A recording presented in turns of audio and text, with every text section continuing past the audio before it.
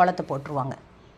நம்ம ஒரு தண்ணி தெளித்தோம்னா உடனே அந்த தண்ணியை குப்பையை கூட்டி நம்ம வீட்டுக்கிட்ட விடுறது, இதெல்லாம் ஒரு மிகப்பெரிய தவறான ஒரு செயல். இப்போ அவங்க நம்ம வீட்டுக்கு உள்ள ஆனால் பழகுவாங்க, ரொம்ப நட்பாக பழகிற மாதிரி பழகுவாங்க, மனசுக்குள்ளே இது எல்லாமே வச்சுருப்பாங்க.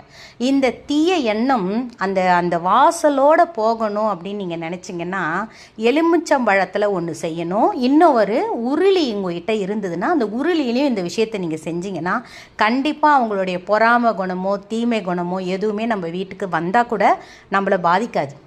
என்ன பண்ணணும் பார்த்தீங்கன்னா, ஒரு எலுமிச்சம்பழத்தை எடுத்து அதில் என்ன பண்ணணும், கல்லுப்பை போட்டுக்கணும். 2 எலுமிச்சம்பழத்தை, ஒரு எலுமிச்சம்பழத்தை 2ஆக நறுக்கணும். நறுக்கி 2 எலுமிச்சம்பழத்துலேயுமே 2 துண்டு இருக்கும் இல்லைங்களா, அதில் ஒரு கல்லுப்பு 2 பக்கமும் போட்டுட்டு அதுக்கு மேலே குங்குமத்தை போட்டு, அந்த இன்னொரு எலுமிச்சம்பழத்துலேயும் கல்லுப்பை போட்டு அதுக்கு மேலே குங்குமத்தை போட்டு நீங்கள் என்ன பண்ணணும் பார்த்தீங்கன்னா நிலைவாசப்படியில் வச்சுருங்க.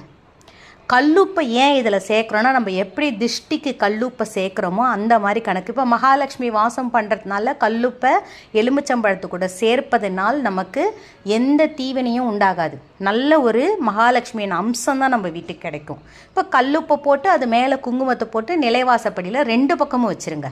அவங்க நம்ம வீட்டுக்குள்ளே வரும்பொழுதே அந்த எலுமிச்சம்பழத்தை கண்டிப்பாக பார்ப்பாங்க.